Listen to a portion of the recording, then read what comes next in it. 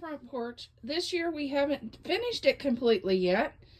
Seems like it's been raining and snowing and cold, so we've been a little slow on doing our front porch this year. But this is what we've got done so far.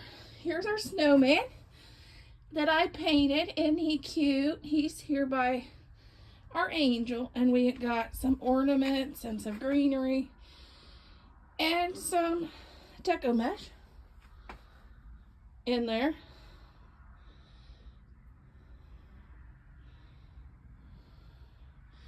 And here is our wreath.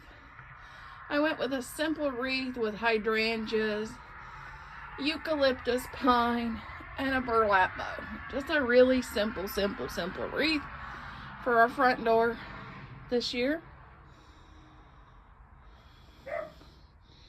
And we have our snowman just like last year, but we haven't decorated any more than that.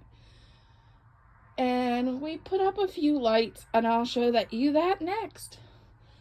But we haven't even put our mat for Christmas out yet. We still got fall.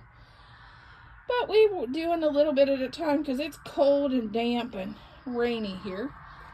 And it has been a lot, so we've been a little slower this year. But I wanted to participate with Renee on Around the Globe. So I'll show you what we have done.